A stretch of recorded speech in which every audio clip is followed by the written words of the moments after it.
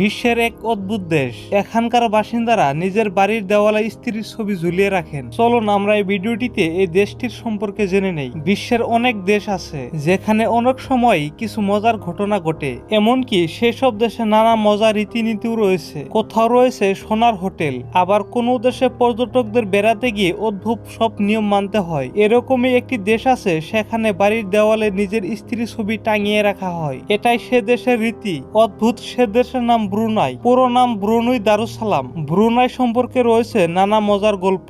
Malaysia এবং দক্ষিণ চীন সাগরের মাঝে অবস্থিত ব্রুনাই দারুসালাম দেশ। এখানকার জলবায়ু ক্রান্তীয় চরম ভাবাপন্ন প্রকৃতির। ব্রুনাই একটি ইসলাম ধর্মাবলম্বী দেশ। এই দেশে আজও নারীরা ভোটের অধিকার পাননি। ইন্দোনেশিয়ার কাছাকাছি এ দেশে এখনো রাজতন্ত্র বিরাজমান করছে। চলুন এই দেশ সম্পর্কে কিছু মজার তথ্য জেনে নেই। ব্রুনাই এমন একটি দেশ যেখানে বাড়ির দেওয়ালে স্ত্রীর ছবি টাঙিয়ে রাখাটা সে দেশের রীতি।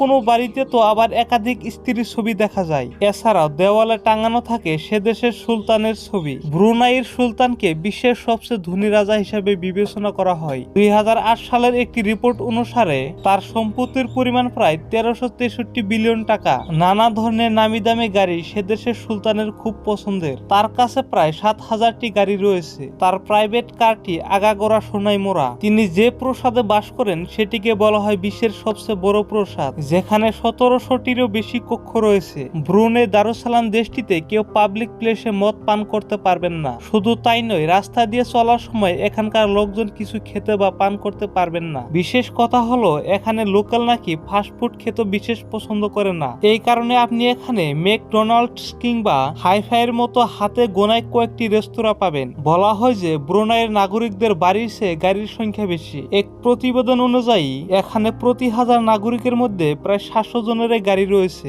আসলে এখানকার লোকেদের অর্থনৈতিক অবস্থা খুব ভালো। এদেশে খনিজ তেলের প্রাচুর্য ব্যাপক এবং এখানে তেলের দাম খুবই কম। পাশাপাশি এখানকার জনগণকে প্রায় কোনো পরিবহন কর দিতে হয় না। বন্ধুরা, যদি ভিডিওটি ভালো লাগে থাকে তাহলে লাইক করবেন, শেয়ার করবেন, আর চ্যানেলটিতে নতুন এসে থাকলে সাবস্ক্রাইব করে বেল নোটিফিকেশনটা অন করে রাখবেন।